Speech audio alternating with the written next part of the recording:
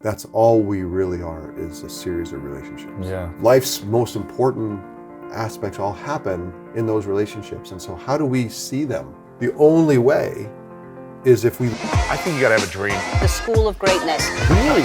Yeah. Please welcome Lewis. Do you remember your first coach that gave you a lesson that helped you develop the mindset that you still have today? And what was that lesson? Well, it's my father. Mm-hmm. And he was always, his nickname is Grit. Yes. And he means it. Like, it's like he's a, in fact, the famous book Grit was written not too long ago. He was in there. Really? Angela Reed read about him and said, Angela Duckworth, interviewed right? him. And so there's a chapter on Grit Young, you know. Wow, that's cool. And so he means it in a really balanced way, because a lot of times someone has a dream, and that becomes myopic, and that's all your life is, and then there's no athleticism in it. Right. And I think one of the greatest qualities that I love in people is someone who's superior talent, but is not afraid to, it doesn't just make that I just play one note on the piano. Mm-hmm. Like, I can do more than, and so my dad was gritty, as I look back, you know, and he was tough and he was strong-minded, but he was also, in a way, and I'll say loving, I don't think he would call it love, but he would always say, find what you love to do, but then you can't quit. So to him, you don't have to do it. I'm not telling you what to do, but once you choose something, and so as a young kid, I remember we were in baseball, and it was a baseball, basketball, football town. That's like where the mean streets of Greenwich, Connecticut. People laugh about that, but that's what my friends did. We played those sports, and so I was in Little League. I don't remember what it was, and the practices were too long, and it was something frustrating. And I'm like, Dad, I don't want to do it anymore. And that's when he's like, oh no, you forgot what I told you. You can choose what you want to do, but you chose it. Now you're in, and you finish it. Right. And so as a young kid, that was like religion. That was just, that's how it worked. And so when I wanted to quit college football my freshman year, because they were eighth string, no one cared about me, and I was doing the scout team for the defense, and they were abusing me, and the coaches didn't know my name, you know. And I remember, and I could have gone to North Carolina and started. Why didn't I do that? Let me go. And I told him I wanted to quit and come home, and he said the same thing again. Really? He's like, look, you can quit, but you can't come home, because I'm not living with you. Wow. If you do that. And he was serious. Like, in other words, I didn't have another place to go, so I stayed. If he would have said, you're right, they're screwing with you, they're not respecting you, let's come home, we'll figure it out, I would have gone home. And what would have happened? Not what happened. You wouldn't be here. Not what happened. Wow. And so I think in many ways, but I appreciate, because a lot of parents want to tell you what to do. They have the dream for you. It's their dream. It's not your dream. And that's why I always say, be very careful as a parent. That my oldest is a music theater major. Didn't really like sports. I wanted him to enjoy, I did want him to experience sports, because there's a sociality, there's so many lessons to it. So we did that, but he clearly wanted to go perform. Yeah. And now that he's performing on stage, we have so much in common. Mm-hmm. You know, that I didn't really think about me as a performer. And so much of the anxieties of performance. And so went full circle. Like, it seemed like he was going as far away from me as possible. And now we're back kind of doing the same business in the same way, show business in a way. So I always looked at myself as an artist on the field. Yeah. Improvising and expressing myself. Yeah. You have set plays, but it's like, it never goes exactly the way you want it to go, right? I took that to its farthest leg, because I had the legs to do it. Yeah. And that's why I'm so grateful. I was with Peyton Manning yesterday, and so Peyton and I played the same position for a long time, 18 years, and I think he played 19. Uh-huh. But we did it completely different, because our talent level, I mean, he couldn't move as much as I could, and so he honed with his talent, and I just honor Peyton Manning, like, amazing what he did on the field. I don't know how you would ever play quarterback in the NFL with what you have to go through and say to yourself, I'm going to do it from one spot. It's crazy. I'd be like, especially today. No. I'm not doing that job. So, and the fact that we did the same job but did it so differently, there's an honor and I'm so grateful for the ability to have expressed it more, physically, Yes. like out in its outer reaches. It was fun for me. But I mean, going in as eighth string, how did you stay true to yourself? Obviously, your dad didn't give you a backup plan from there, but how did you overcome one person at a time until you became the starter? So, and I think this was, got back from my dad, but, there's a funny story. My mom, when I was really little playing eight-year-old football, I got tackled, got the wind knocked out of me, and I'm laying on the ground, I can't breathe, and I thought I was going to die. My dad came running out. You know, you lay on your back and you pull your pants up and it lets you breathe, and you're like, oh, I feel better, I feel better. My mom starts out, and she almost steps on me as she heads for the kid who tackled me. Don't you, grabs him by shoulder. Oh my gosh. Don't you ever hit my son. That was late, that was illegal, and I'm like. In the middle of a game? Yeah, Mom. Oh my. Get out, what are you doing? Like, get out, So maybe it's my mom. I don't know where this comes from, but when I started the eighth string, to your point, I was running scout team for the defense. And so I was, for BYU, I was playing Wyoming, I was playing University of Utah, I was playing San Diego State, and so every week I would You're be running their place. I was running the place for the other team. And it was the wishbone or whatever else. And I said, you know what? I'm going to be the greatest Wyoming. I'm going to be, when they play Wyoming, and the defense comes back from the game, I want them to say, you know what? That kid that was doing scout team was better than the Wyoming quarterback. Wow, that's cool. That was in my mind. So, and that's how I attacked it. Because there was something to be done. Even though no one cared, no one was paying attention, no one knew my name.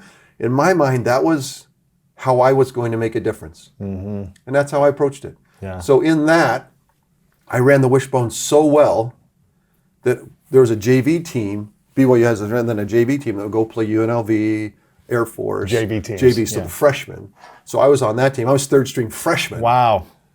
And so we would go play, and they said, well, he runs the wishbone so well, let's just run the wishbone that we practiced last week against Wyoming when we go to the game.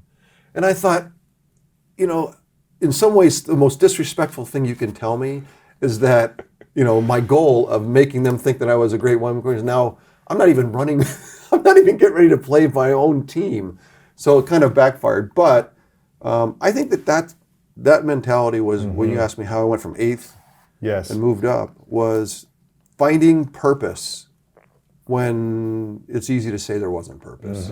Find a way to make a difference when it doesn't look like there's much place to do it. Right. My goal, Kyle Whittingham was the long-term coach of the University of Utah for the last 20 years. He was the middle linebacker, the leader of the defense when I joined. And so I'm running the scout team, and I wanted to frustrate Kyle Whittingham. I remember running to the sidelines one time and running out of bounds, and him, because they hit us, but it wasn't like it was full speed. Sure. He hit me as hard as he could and put me out of bounds and into the fence, and then he came over the top and says, "Quit embarrassing me." Wow.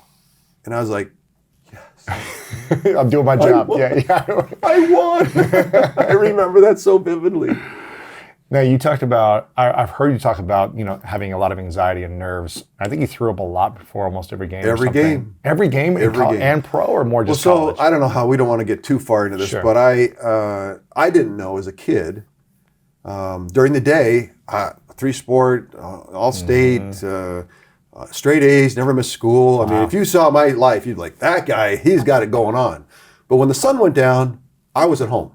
And I didn't realize why, but if people said, hey, we're going for a week, ski week, or we're going to, scout camp, or we're like, oh, no, I got practice. Oh, no. Because I had an innate fear of that not being home. During the day, it's fine. But, if my parents left for a vacation, which they tried once, I convinced all my brothers and sisters, and I was the oldest, that the people babysitting us were axe murderers, and we got them so upset that their parents had to turn around. So I had this pretty severe, what we'd call separation anxiety. You've seen kids that are afraid to go to people's houses, afraid to go to school, that's me. Where do you think that came from? It's genetic. Really? So my mom's side of the family. Wow. And we found out when I was 30 years old, through another traumatic event with the NFL, that it finally got named. I didn't know. I grew up, when I went to college, it was death-defying.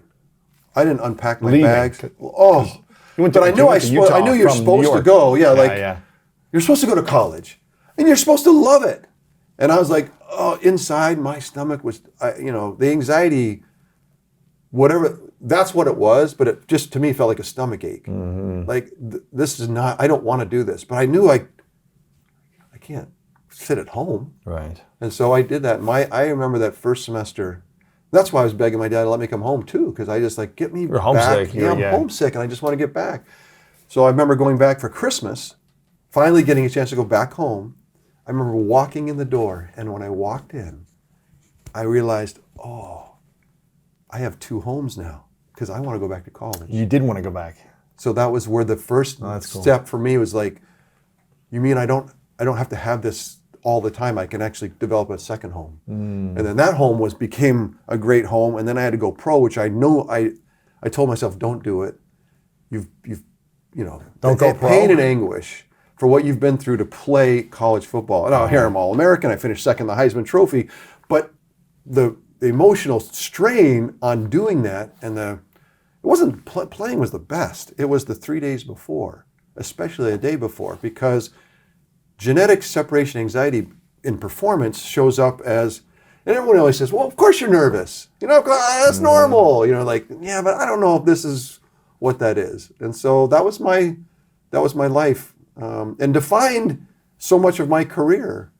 People, if you say to me today, Steve, if you could leave that genetic part of you that's in your mom's side of the family that you were born with, now that you're 60 years old, would you do that? And I thought about that recently. I said, no, I wouldn't. Despite all the anguish and pain of it, and it defined, because there's good sides to it. There's hypervigilance. What was the benefit for it? You want to think I was ready to play? You want to think you that I was prepared? Yeah. And so in that way, that defined. People say, well, you're in the Pro Football Hall of Fame. How come? If you had to say why, well, this is one of the main reasons why. So if that's the why, then like anything, and that's why it would have been nice when I talk about mental health, and I'm so open about it, because like everyone has insecurities, everyone has reasons to be asking questions about mental health. I say if you're in the woods, lost, in the middle of the woods, had no idea where to go, and a park ranger came by, would you ask for directions? Yeah. Yeah. I'd say, hey, pick me up. But we have this shaming that goes on around insecurities and mental health, and everybody's going through it, to actually be vulnerable like you did, and say, well, what are my insecurities? How can I be better? And then what are there genetic or clinical things that I can find help with? Like, so if I could have defined that as a kid at 8 years old, that would have been better, That's crazy. Yeah. I mean, how on a scale of 1 to 10, let's call it the peace scale, the inner peace scale. 10 being you had ultimate inner peace. You were calm and relaxed. 1 being 0 peace. In college, where were you on that scale, 1 to 10, on average? It's episodic, right? Because when I wasn't now walking around the day before the game, when I would see everyone as these lucky guys that don't need to go face this music, like, look, you don't have to worry about anything. But if it was during the time during the week when it just wasn't as heightened, it was wonderful. Yeah. And people are like, you're Steve, you're great. I saw the game, and so you get all that too. So it was just there's a lot of pressure before the game. My teammates, they got used to it. Like, hey, Steve's thrown up yet? Because if he's thrown up, then we're good. Really? Yeah. And if he hasn't, then we tell him to go throw up. Oh my gosh. We got to get this over with. And that translate into pro career also, where you were. So you like the human condition, you do get better at. I got better at separation anxiety. Yeah. You had tools. You learned to manage it. I don't know about tools. I just had. Like, you have to. You can't live that way. So did it get easier? No. I retired 18 years later, and the day I retired, I was like, I remember one of my last games I ever played was a Monday night game, and I was engaged to my wife Barb, and I was walking around the stadium early because it's Monday night, and and I was hypervigilant, I'll call it, and not anxiety ridden, but hypervigilant. And I wanted someone to talk to, and she's like, I need to go. And I'm like, can I just talk a little bit longer? This is 18 years later. So you'd already won 3 Super Bowls. Yes, You're already of course. like the guy. It's already, so it doesn't, who you are is kind of how you do it. And that's when I finally realized when I was 30 years old, through tough circumstances, I had not slept for a couple. I always slept, which is great. That's good. That's how you do it, right? Yeah, yeah. So, and one week, I was in a bad spot. We lost some games. I was in a bad place, trying to replace Joe Montana. All the expectations, just over the last months, it had I got myself in a pretty hole of victimization. Like everything was everyone else's fault. I'm being victimized. It's terrible. This is horrible. And then all of a sudden I wasn't sleeping. And it was a big game again, the Falcons, I think, that week at home. And so 2 nights I didn't sleep. And the people that I was living with nearby, a family that I was really dear with, said, "Look, Steve, we know you, and we know that we see you what you go through to go play, and we get used to it. That's fine. But this is not right. This is not cool. And so we're not going to, we can't abide this any longer. Really? So what are you going to do about it?" And I said, "Look, if we win, because then you can have something wrong, I'll go to the team doctor and I'll talk about what's going on, because I don't know what the heck it is. But if we lose, I can't do that." I ended up playing well, winning, fulfilled my promise. And they have to face it, yeah. And so the team doctors, Jim Clint, been around forever, came in with Joe Montana and Ronnie Lott and Bill Walsh, and I was an honored guy. Like, he was a guy I didn't want to necessarily go talk about, like some weakness that I had or something that I thought was, here's the park ranger. Do I ask the question, right? And so I promised myself I would. I promised his family I would. So I get back in the corner of Candlestick Park in the training room underneath when crap's dripping on you, and towel and ice bag, and I go, his name was Reggie, and Reggie, I got to talk to you. So I go in the corner and I look.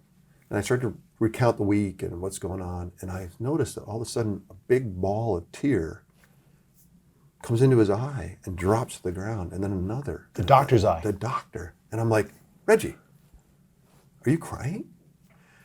And he essentially breaks down and tells me that he barely got through medical school, fighting a different kind of anxiety that was like plagued so much of his life, and that he was crying because how upset he was as the team doctor, because he sensed in watching me, he's like, "I should have known, I felt it and I didn't do anything about it. And I've watched you for years now. And I never talked to you about it. And I'm so sorry." Oh, man. And so so thing about me, I'm nervous about asking this question because I don't know what the heck's going on. I'm like at my wit's end. And finally I ask it to him and he comes back to me weeping. I'm like, wow. Oh my gosh. So that starts that whole, I didn't mean to get belabored on that. No, but, how did that make you feel when he brought that so vulnerability? he immediately told me, "Steve, you have undiagnosed childhood separation anxiety. It's very typical. A lot of kids have it. And you need to know that that's what it is. And now you're performing, and so it's got its tentacles in performance. But that, and ends up being a pretty severe case of it. And that's that. And so once it was defined, that was what I needed. I needed to know clarity. What is this? What is it? Because I look back, I'm like, oh, that's why when I went to my aunt's house and freaked out for the whole weekend, that I thought he was an ex-murderer too, because that's how my body responds to the. When did you feel like you were able to start healing? The journey of healing.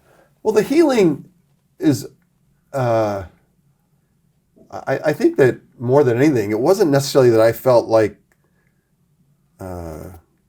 It was who I. In other words, there's nothing. I have this genetic part of me, like it's.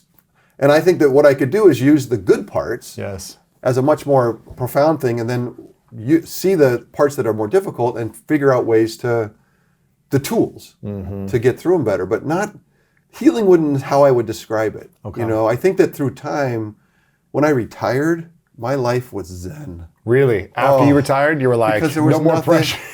I mean, getting married, zen. Having kids, zen. It was all easy. 80,000 people aren't watching? Right. There's not a national audience every week. Like, it was like, it just disappeared. So you didn't have any anxiety after that? Not really, no. Because I think it just, over time, it finds its it kind of getting beaten out of you a little bit. So Well, you talk about the law of love is loving as God loves, seeking another's healing and expecting nothing in return. And when I read that and I heard that story about the doctor, it felt like he was kind of sad, but also there was some healing in him to be able to see it in you and have you open up about it and allow vulnerability, the space in between, the unknown, to come together and allow for love and healing to start to occur. So, Louis, you're now getting a theme for me for relationships. Yes. That's all we really are, is a series of relationships. Yeah. And then in those relationships, you and I have a relationship. We've been around each other half an hour. We're in a relationship. Someone I just got an Uber ride over. We were in a brief relationship. He was in the car with me. I'm married. I've got a lifelong relationship. I've got, I've got all kinds of relationships. But everything is in the end, and that's in that space is where purpose and legacy and growth and life's most important aspects all happen in those relationships. And so how do we see them? And I have to tell you a quick story about Bill Walsh. So he's my head coach in 49ers. When I joined in 1987, he was the king. 2 Super Bowls. Everyone knew he was 3 generations ahead of everybody. His offense, the West Coast offense, you're very familiar with. How he saw players as partners. He didn't see them as chattel or someone to pound with a big stick. He saw them as almost as equals. Like how do I think about your food, how you eat, how you sleep, how your mental health. Back in the 80s. In the 80s. Wow. He was asking these questions, and I remember the first meeting. He said how he's going to integrate the team, and we thought about racially because that's what black guys and white guys. We're all going to come together in the locker room. He says it's even more than that. It's all the things that separate us. Where you went to school, just geography, socioeconomic background, language you speak, religion, everything that kind of generally culturally separates people. We want to break them all down because we're going to be in Lambeau Field. We're going to be down by 4 points. It's going to be the last couple minutes of the game. It's going to be raining at 30 degrees. You've never been colder because it's windy. There's 80,000 people that are screaming at you, and I want you to get in a huddle, and I want to look at each other, and I want you to share an element of love for each other. Wow. And that's the speech. The first speech he ever made that I was a part of in 1987 was that speech. Holy cow. And so I was like, I don't know what that is, but I'm in for that, right? And so he then, and I noticed in the corner, as he was making that speech, a guy with a camera filming the whole thing. Then filmed him going out on the field and going into the locker room and I chuckled a little bit. It's like, what is he? I know he's famous. I know he's like ahead of the game and everything, but is he in a museum? Has he got something going? What he was doing was creating a video-based, audio-based, paper-based collection of everything that he was. Everything that I am as a coach, everything that I know, everything that I'm now 3 generations ahead of in the NFL and everyone knows it, I'm going to put it I want it in a box. Wow. Why do I want it in a box? Because I have minority coaches who I want to see thrive in the NFL. And I want to hand it to them as they go out the door. It's incredible. To get head coaching jobs. It's incredible. And the last thing he says, I'll see you in the championship game. Because he knows with this box, They have with the all these tools tools. to get there. And that's what happened. He was vlogging in the 80s. Mike Holmgren came Right. back as the assistant coach, goes to the Packers, and we came back and saw him in the championship game. And I remember seeing Brett Favre after the game. They beat us. And I go, Brett, what did Mike tell you the big speech in the hotel last night? He told me the speech. He's like, he went to Bill Will's toolkit, brought out the big game That speech. file, and gave the speech. Crazy. So I guess the point is, Bill Walsh, why would someone who's 3 generations ahead, think of technology, think of business, think of sports, think of anybody who has some proprietary knowledge that they know is a huge advantage, some talent that they have, anything. And I'm going to box it up somehow and hand it out for free. for free to elevate you. When you talk about the law of love, selfless acts are hard. I've been trying to teach myself. This book has probably helped me more than anything. How do I get into a space where I have no transaction? Yes. Because even in the best, so much of the good in the world is still slightly transactional. I actually get a wonderful feeling because I helped this person. Yes.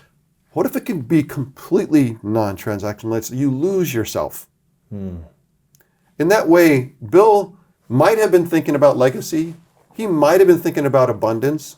But I have a feeling he was completely isolated on this coach and their success. And when you can get to that place, what happens is life stops being zero-sum game. We are in a entropic world where we're all going to die, everything's corroding, everything we see is headed south, eventually. Very transactional world, eat what you kill, zero-sum game, you get what you get, I get what I get, shake hands, move on. Right. Is there a place of abundance? Is there a space? And people say, well, yeah, if you give in. But what if there was just a spirit of abundance and you sought it? That's, I'm going to look for it. Can you find it in, I'll leave you another quick story. Remind me of Bill Walsh because I want to finish it. But Reggie White was you know Reggie White. Reggie White was the greatest defensive player. I would make the argument the greatest defensive player ever played in the NFL, ever. You say Lawrence Taylor, you could say, but he was massive. Yeah. His football card said, I want to say it's 6'6", 310. But he was anyone who writes down, well, you know this, but when you're a rookie, the trading card company gives you a piece of paper, you fill it out. So when you look at my cards, you're 2 inches taller. 6'2", 205. Every card in existence will say, Steve Young, BYU 6'2", 205. Because I wrote that down, and I wasn't lying. That's what I believed. Oh, wow. It was aspirational. It was aspirational. But it's what I believe. Reggie writes 6'6", 310. If you write 310, you're 400. Right. There's no way you write 310 and really mean that. Right. But he was the most athletic, biggest, strongest guy you've ever seen. LeBron James, if you've ever been around him, 6'8", 280. Beast. You just kind of not cower, but you just kind of slink back. It's like there's a real athlete. It's like you just cannot how fast and how strong. And that's Reggie White. Reggie was 380, 400 pounds, but ran like he was 210. Wow. So when you played him and he was loud, like he yelled, he would scream and the guttural stuff, and you could hear him coming, drop back to pass. You could hear it coming closer and closer and closer. Then classic Reggie, he's going to get there. Grab me every time he ever sacked me. What, 20 times in his career? Oh, man. I don't know. That's painful. Played the Packers, played the Eagles. That's painful. He'd get me, turn me on, and let him, and he'd fall on his back, and I'd fall on top of him. Oh, wow. So here's the most intense, adrenaline-filled, you've been on the football field, 80,000 people, millions watching TV, the biggest games, championship game. There's a place of intensity there that's hard to describe. He's the most intense of the guys there. Coming to do his job, competitive as ever. Talk about transact, this is my transaction world, and you're going down because that's my job. Yeah. Grabs me, and in that flash of an instant, turns, lets me fall on top of him. He's got me around, and he goes, Steve, how you doing, buddy? Really? Because we were friends from when we were rookies. No way. And we went to the Hula Bowl together. He was Tennessee, I was BYU. We'd be fast friends. He's the minister. He was an evangelical minister. I loved chatting with him about religion, about life, about everything. And my dad was a lawyer, grit, and it helped me get an agent. And he goes, well, can your dad help me? Wow. So my dad helped him. So he'd have me in his thing. He's like, how's your dad?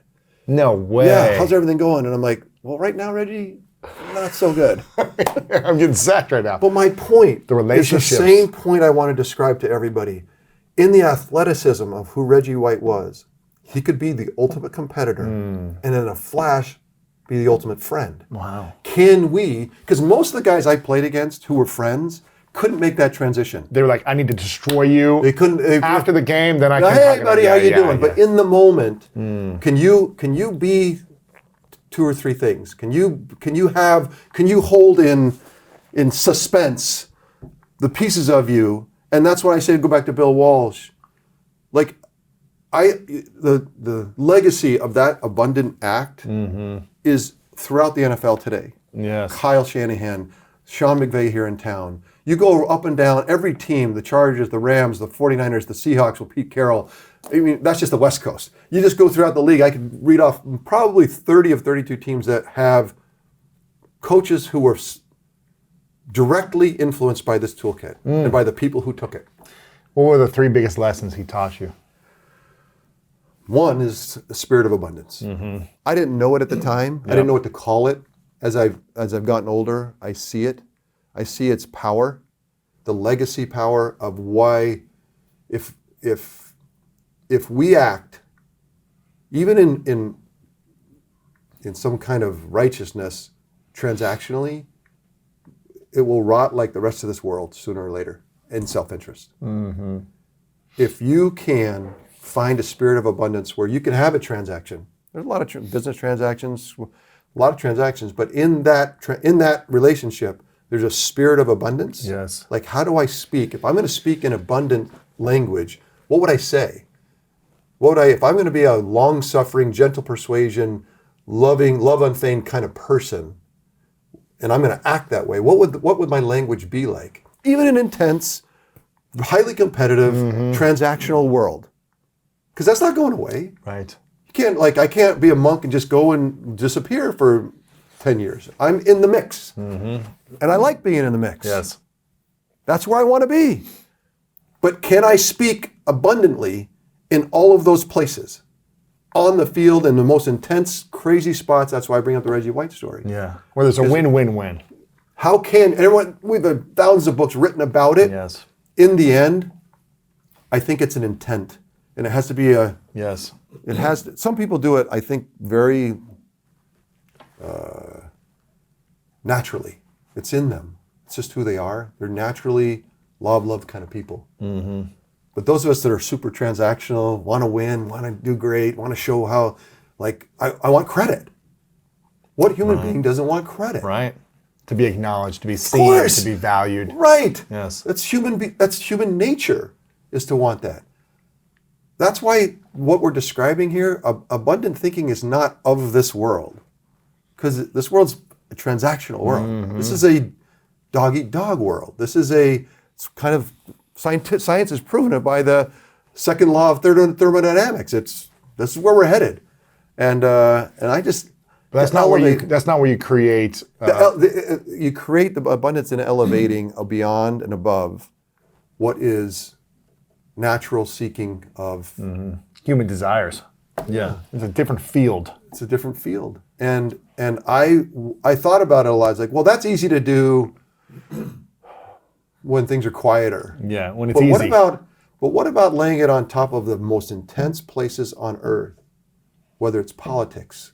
I mean, think of our political game today, completely zero-sum game. Yeah. Completely, everything is just mine or yours, and not only that, we kind of point it out and then attack. Where are you headed?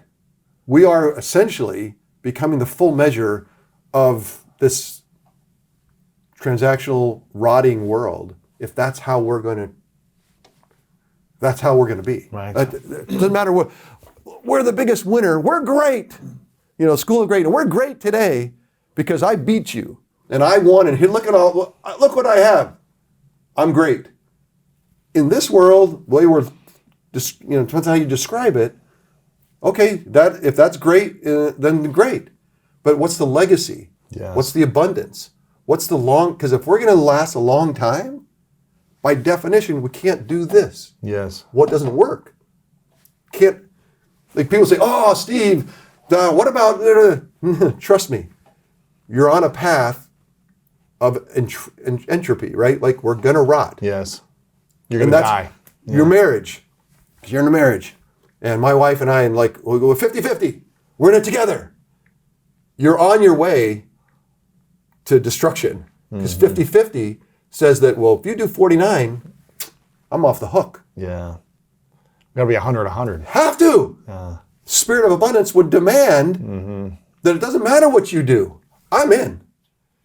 And when your spouse feels that, I weep because that is an abundant relationship that is not that's a perpetual. Think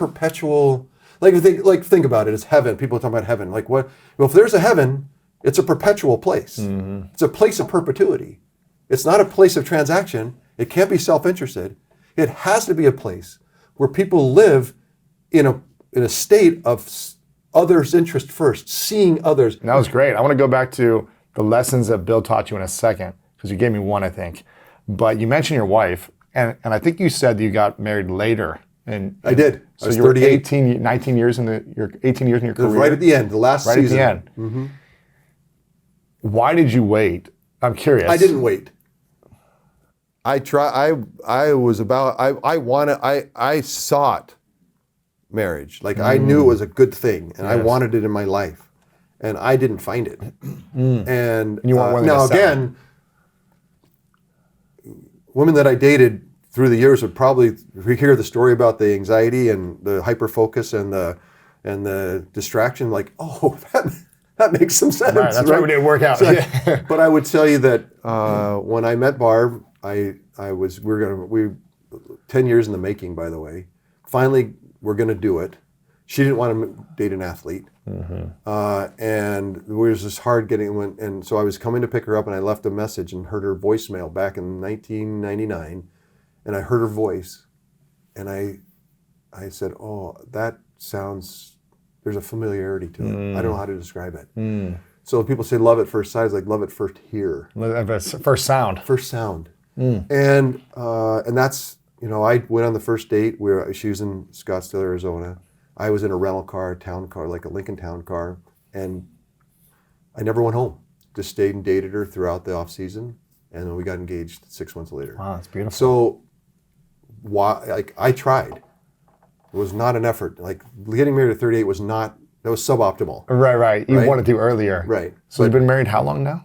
2000, so 22 years. Yeah. 22 years. What's the greatest gift she's given you in 22 years? She is a reflexively loving person, especially to marginalized people. And I dedicate this book to her because she started me this super transactional guy that wants to be good, wants credit, but wants to do good in the world and wants to see the best to us, we define this transactional world. We say, what's the best part of transaction? Well, if I do something good for you and then I get a little something, that's win-win. That's not what I'm talking about. And so she had this reflexive love for people that were marginalized, not like me or her. And I could see that she saw them when you put in I hate air quotes, but sure. To see somebody, you can only see them in that way when you've lost yourself in it. Yeah. And then you see the full measure of the person that's across from you. Right. And that's just natural to her. Even if I desire heaven, it's a transaction, right? It's like somehow and we got talking about that, and until you lose in a spirit of abundance in the relationships you have here right now, there's a miraculous thing that happens in relationships when that happens. It's rare when you've actually lost. What happens? I think it's how God loves. God loves without transaction. Like, in other words, I seek your glory. I seek your learning and growing. Well, what do you get? I know I get it through your learning and growing. If I wanted something, there's only way to get it is to lose yourself in this healing of other human beings. So for me, I started to practice, like, can I do that in business? Really? In negotiations? In big, huge contracts? Can I do that up and down the partnership? Can I do that? Could I have done that better in the football field? How much was I doing at the time? What would I do differently? And it came to me that you can go and do all the things you want to do in the spirit of this, what we're describing. And what you do is you unlock the full potential of the relationship, of its healing, of its growth, of its abundance, of whatever it could possibly be. And then it just emanates. So that if you could get, theoretically, 30,000 people to just go do this and practice it and try to, like, you kind of think to yourself, I could change the world. Sure. So that's, I don't know. It's You beautiful. can see I'm slightly energized about it just because love it's this. an amazing realization. This is everything that I've been doing this for 10 years at School of Greatness, and I've had the pleasure of sitting across people like Amazing. yourself, Yeah. who are at the top. Not of me the amazing, field. but the amazing people that you've talked to before I showed up. But I mean, there's a common theme that a lot of people have been having over the last few years, which is similar to what you're saying. And they're saying it in different sectors of therapists, scientists, doctors, world-class athletes, billionaires, which is about creating a space of healing and of opening, of connection, of intimacy. Yep. And one of the greatest things, which is service. And I heard recently one person say that there are 3 circles in life. The first circle is survival. The second circle is success. And the third circle, he said, was significance. And I was like, I really think it's more service. It's a third circle. And if we can really get into a place of service earlier in our lives, while we're trying to survive and be successful, I feel like we'll have a lot more healing, peace, abundance, and love with everyone around us as well. So people hear that, hear me and you talk like this, and will say, "Oh, that sounds." But life is really hard. Yeah. Yeah, but I'm sorry, but on the ground, Yeah. that doesn't work. And what I would say is I understand that because scientifically it's been proven that you are right. We're in an entropic world. We are going to rot and decay, and we're like, it is dog eat dog and eat what you kill. Like I get that as a foundation, but clearly as a foundation, if we see it as an educative condition, in other words, we can't be abundant or grow or heal or any of the things that we just talked about unless the conditions are such that we have a body, we have agency to choose, and we have opposition to fight against. Like those are so in some ways, people say, there's great evil in the world. Well, it must be. We need it. It has to be, opposition has to be an What ingredient. happens if we don't have that? You can't grow. It grows in agency. Like in other words, you and I, whatever, you could be wrapped up as a mummy in a corner, chained, but still breathing alive. Yep.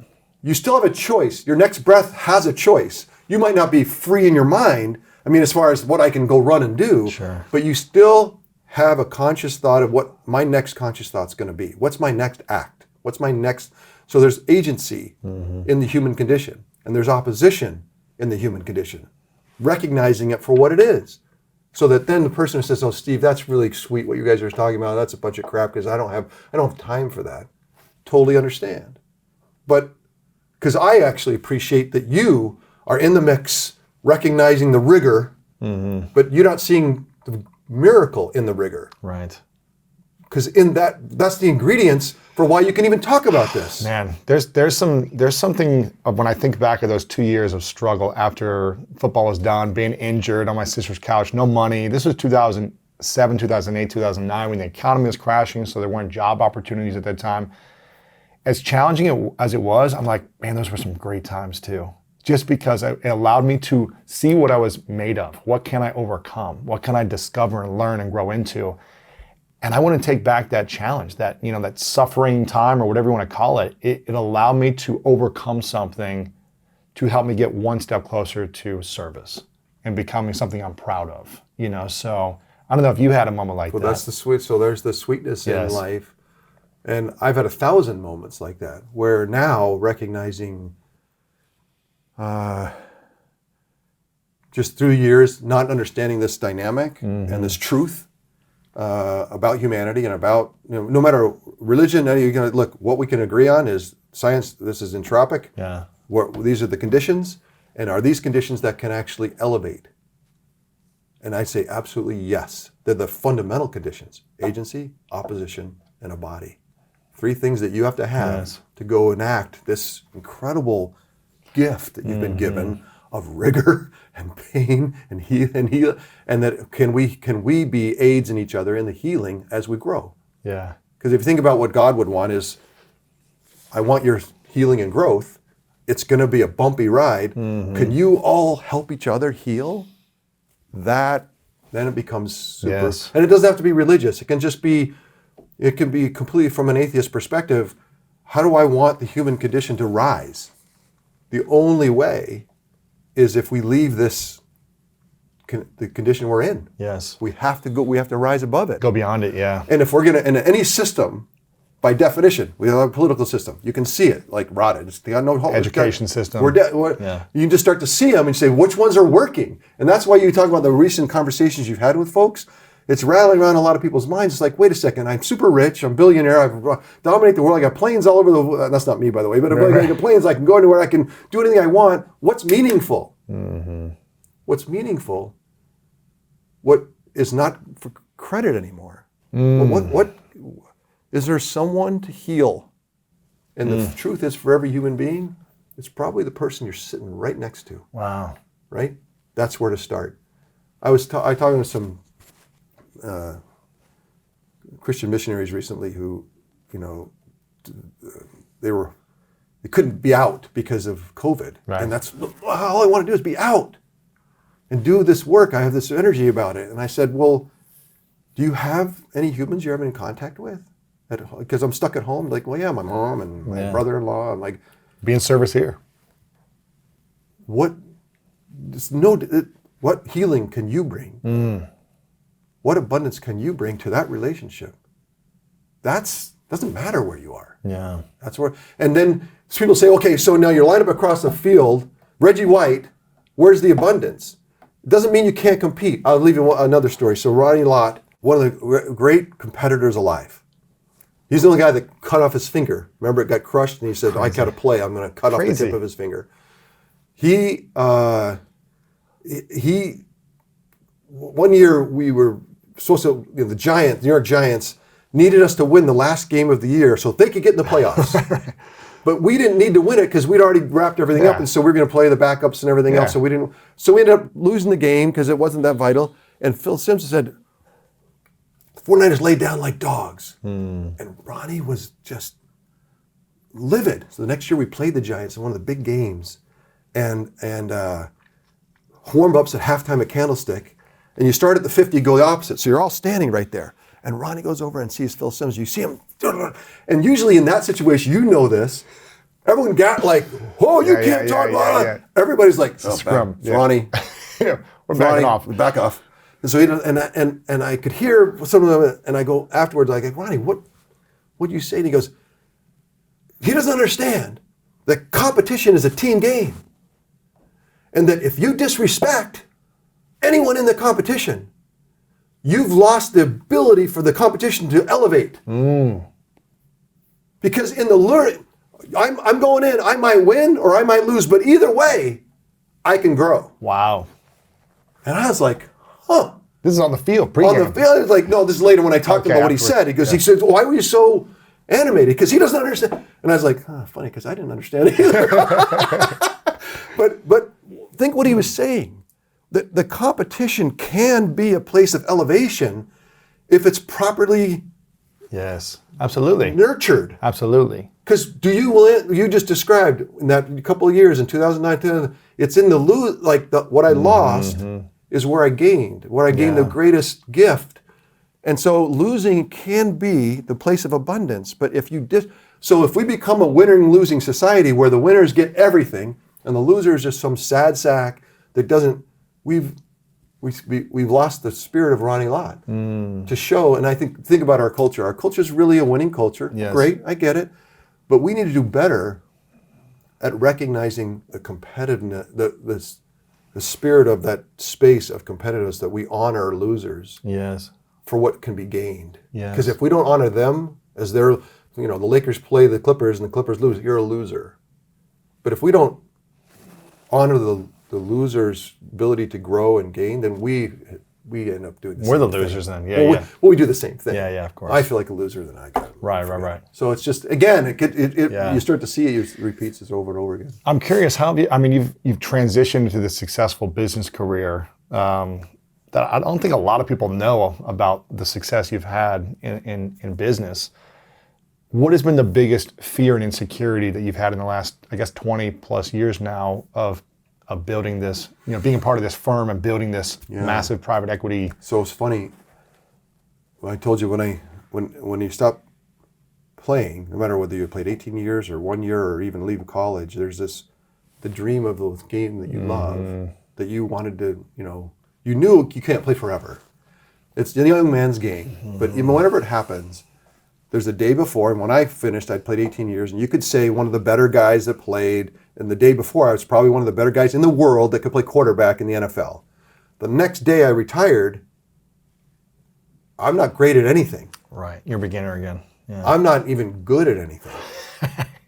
How do I get started? And I think, like you, I dug in and tried to find that vulnerability to say what I'm good at, what can I get good at, how do I do it, and how do I get started? And that's what I did. Luckily, I'd gone to law school while I was playing, which is amazing. It's a great young story one, where he kept peppering me, saying like, because his big thing when you're growing up is you have to have a dream and a plan. He said they're both vital. Dream is 1% chance, plan is 80% chance, and you need both.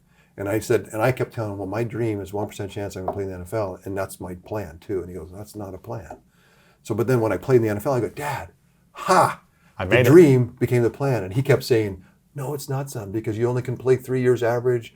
Then I played 5 years, and he goes, but let's say you finish at 30 years old, you got the other half of your life, what are you going to do? So he kept plan. So I ended up going to law school. It's incredible. To try to appease this crazy man. So anyway, that law school gave me the opportunity post-playing when I had to figure out what I was even good at or could be good at. But the funny thing is, because I didn't do it traditionally, and those in private equity usually leave school, go to associate as an analyst for a couple of years, then go back to business school, and then get a job, and then earn banking, and all around the world. They have certain skills that are gained through that. Now, I want to cut the line, essentially. Yes. And I don't think I ever lost the insecurity of doing that. Now, despite people say, well, no, Steve, you have, blah, blah, blah. In the end, I think the thing that was super hard was always, you talk about insecurities, it was like facing the insecurity of I'm not a legitimate business guy. Because you're 40 essentially, when everyone's been doing it since they're 24 or whatever. Right, and so I think that holding on to that vulnerability was probably a good thing, because what you don't want to do is go rolling into a room and thinking that you're more than you are. I am a fan of fake it till you make it. Yeah. I think there's a piece of life that's important when you're getting started. But I think that fake it means not fake other people, but fake it yourself. Like fake yourself out, because you have the insecurities, you got the doubt, you got the fear. Like, just act like you really know what you're doing. It's part of the game. This was part of, I heard this early on. I can't remember who said this, but I didn't come up with it. Someone said, face it till you make it. And so I started facing my fears and saying, what can I do every day just by showing up? I like that better. Yeah, it's like, that's more positive. I'm vulnerable. I don't have the skills, but I'm going to keep facing it. I love that. Until I gain the I'm skill. not going to say fake it till you make it anymore, because I never liked it, but it gave the right image. Yes. Face it till you make it is like, see, look at you, giving back. Well, I've learned a lot here, but it's not from me. But someone else said, face it till you make it, and then you embrace it, or something like that too. So I like it. That really resonates with me. Yeah. Because I tell people to fake it till you make it, but I never liked it. Face it. You went all in and showed up every day. You were faking it by acting upon it. You were practicing it every day by showing up, which I think is really cool. What is your biggest fear now? After, again, Hall of Fame career, Super Bowls, billions of dollars in assets that you guys manage. And I think TV, all these things. Fear. I think inevitably, one of the best things that heaven's given to learn some of these things we've been talking about, to elevate, is kids. Because you have a little baby and they're completely helpless, and without you doing selfless acts of service, because the baby's not going to give you any oh, thanks for that. I just appreciate it. In fact, I found out that kids generally, not until they have kids do they really ever appreciate you, really understand. Right. It's not anyone's fault. It's just human circle of nature, life. Simba. So I think that's, if you're talking about fears and anxieties, naturally when you are so invested in the success or glory or growth or maturity of abundance of this human that my wife and I created, you end up in a place of anxiety or fear because you want to make sure it happens. And if you really want to do it right, you can't guarantee that, nor should you guarantee it. In fact, you should be very careful where you insert yourself. And the thing that I've found is the fear is that I haven't modeled what I hope they would see. You don't feel like you have? That's the fear. Oh, right. I hope I have. Right. Because in the modeling is where the power is. Right. It isn't in the saying. Or making sure that you've created a lane that made it available or God given an opportunity. It's have you modeled the very thing that you hope for them, and have you done it in a way that they've taken it over a lifetime, so it's a part of them. And so maybe the fear of that is how you get there. Yeah. But that's the. And what's the biggest lesson then being a dad has taught you? Don't raise yourself. If my son had been a quarterback and a three-sport athlete and had some anxiety, I can parent that because I know that. And what came with Braden is someone who's very different. It's a lot of similarities, but a lot of differences that were fundamental that I had to really grow to be a productive parent. I had to figure out new ways to parent someone that wasn't just like me. Yes. And I found that my initial reaction is to try to make him like me so that I could parent me through him. Right. Because that's what I knew. And the biggest lesson is if you're going to be a great parent, you need to become an athlete, spiritual, emotional athlete, and challenge your insecurities and challenge your fears and all the things you just showed me how to do. Because that parenting is really bespoke to that human being. And that's the lesson. And I failed at some places early on trying to figure that out and recognizing sweet Braden was patient with me. To kind of work my way through That's it. beautiful. I've got 3 final questions. I want to be mindful of the time here. I could talk to you for hours, Steve. I love this is beautiful stories, man. This is fun, man. Has it been 10 minutes? I know. This is great. 3 final questions. Before I ask you these questions, I want people to get the book, The Law of Love. I think it's really cool that you are this elite, athlete from sports to business to life, relationships. And we're here talking about love and abundance and peace and harmony and healing. And you're diving into what I'm hearing you, what's sounding like is this is the stuff that really matters the most. Above all the success, it's like the way to get those things also is through the law of love. So I appreciate that. And I can tell you that the book is written to an LDS audience, a religious LDS audience, because that's all politics are local, right? So that's my house, my and we are a can-do people, and that's a transactional people, and this is not that, right? And so it's really myself. This is my way forward. This is where I think if I was going to love like God and find the abundance despite the wonderful ingredients we have to grow, this is how I would do it. And so I want to just tell people, if you're in, the language in here is not necessarily, but the lessons are truly, I believe, in every religion, and regardless of religion, in the human endeavor of the spirit of abundance and the law of love is absolutely the way forward, because by definition, it's perpetuity. Yes. And do we as humans want to pay it forward, bring abundance into the future? Of course we do. Right. Do we want to drag back and hold back and zero-sum game and diminishing returns? Of course not. But all of us behave, unfortunately, in a way of diminishing returns. Yes. And that's, right. You get what you get, right? So I just want to caveat that, because I want to make sure that people are like, what the heck, Young? You got this book and it's all this other stuff. So we have a very open-minded, I call them conscious achievers. They're constantly open to learning new things, even if it's not where they came from, this community, whether it be on YouTube or audio or other place. So I think people are really going to like this. I've had a great time going through it. I haven't finished it, but I went through a lot of it, and the stories are really powerful and inspiring. It doesn't matter what religion or background you're from. It's human. It's very inspiring. So I want people to get The Law of Love. Make sure you guys get a few copies for friends as well. Where can we get it? Is there a site we can get it You from? on Amazon. Just Yeah. Amazon's the main place. Yeah. You've got an amazing foundation. And I'm not selling. I didn't do I wrote this book for my family, and someone convinced me to publish it.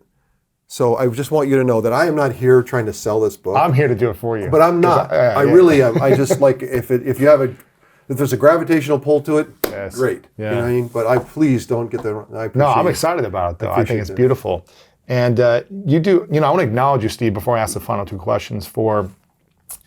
There's a lot of athletes who make it that don't live a life of service afterwards. They make it and they make it about them. And the fact that for the last 20 plus years, you continue to make it about others through your foundation, through your charitable efforts. You're constantly involved in children's charity efforts. Thank you. Through Kelly, is always talking about how you serve every year. You just give without even needing the credit. You're just like, how can I serve through your own foundation?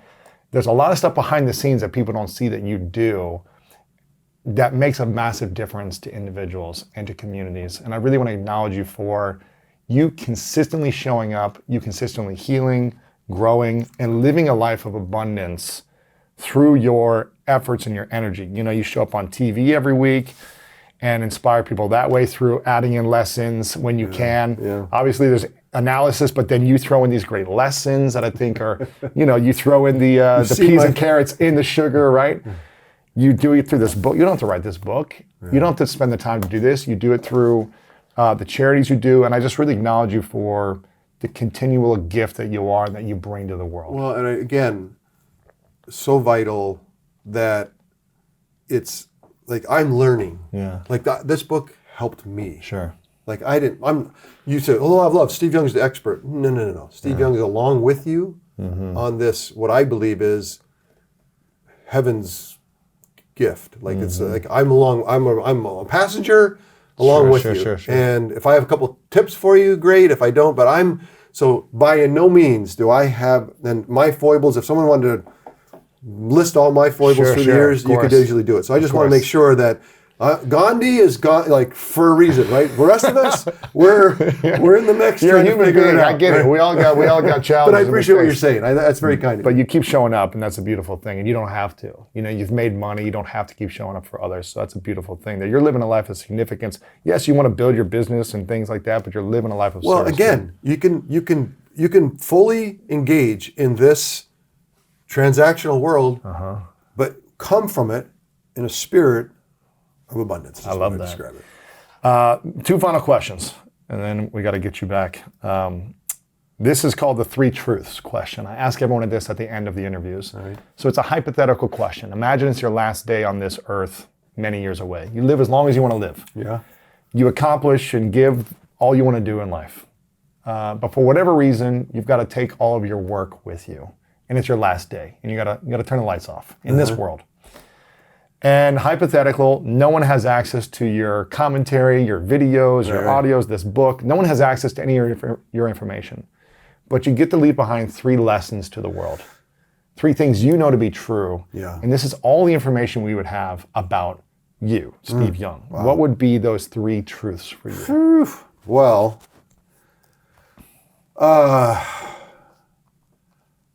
for me, okay, so, all right, how do I say this in a really useful way?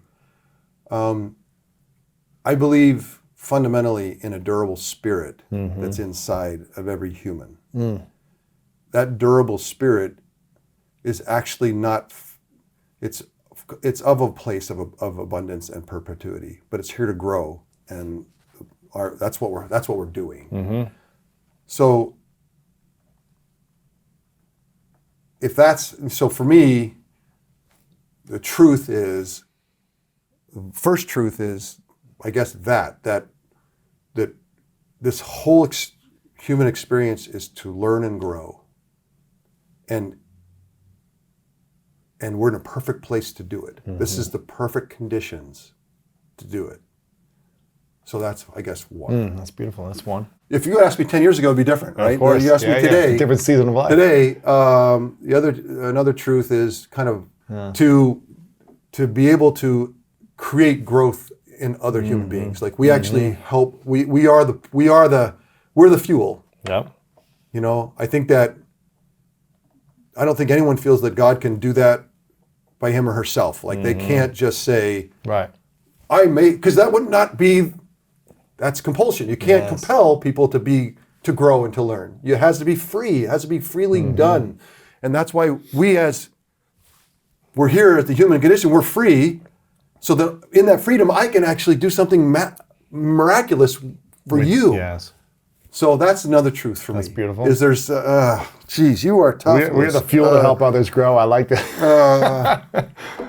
And the third Third truth? one is if you ask transactional questions, you're going to get transactional answers from heaven or anywhere else. And there's abundantly clear that it is a place of no compulsion here. And so even from heaven, you ask transactional questions, you're going to get transactional answers. If you ask selfless, non-transactional questions, you get completely different answers from others and human. And that is a place that I think about the most important things in my life, my marriage, and how much I want abundance in my family, and all politics are local, right? It's all right here. And in the most, there's always challenges. We're in the mix, right? There's always, heaven's revelation for me has come tenfold when I when I leave the transactional and I ask these more abundant questions from this place of long-suffering, gentle persuasion, love. What's the most important question you ask? Of myself? Am I exuding those qualities? It's not something to do, it's something to be. Ooh. And for someone who loves to do, give me a list. Yeah, let's do this. Give me a list. I will get it done. Take action. It's happening. Yes. But now I'm asking you to be, not do. And in the being that's what I say. I come into a relationship and I lay on those attributes of myself. If I was going to be those things, what words would I say? Yeah. What actions would I take? What would define how I approach the problem? Like, do I have a solution for the problem? I do not. But I have a solution for how I'm going to bring myself into it from these qualities of long-suffering, gentle persuasion, and love. If I use those words and act that way and try to enact, that's when there's a door unlocked. There's something, I don't want to say magical, it's not the right word, but miraculous. Yes. Happens when that's like somehow the magic happens. Yeah, it's like it happens. It does happen. And yeah. and I've seen that. I've seen that in the most intimate relationships I have. That's amazing. Sorry about that. But I love this, man. I love this. Final question for you. What's your definition of greatness? My definition of greatness, and I go back to Bill Walsh and how he and Barb, my wife, and how people who have guided my dad, my mom, started me on a journey, right? Yeah. And greatness. The other day, I was on 101 driving. There was a wreck ahead of me. Back up. It had just happened. You can see there was still the smoke in the air, right? It looked like it wasn't it was like could be bad. Right. Highway patrolman had just shown up on the shoulder, and gets out. And so I'm one of the early cars, right? And so I'm watching this happen. He gets out. Cars are still going by, kind of more quickly than they should, and I see him get out and start running around, and like dodging in and out of the cars. I'm like, what's he doing? There's a dog that has gotten out from one of the cars because the second patrolman's checking the people, and he's trying to save the dog because he sees that the people are cared for, they're okay. Right. Now they're driving fast. I want to go get the dog. Wow. Who does that? Who shows up in dangerous situations and jumps into danger to save a human being, to save anybody?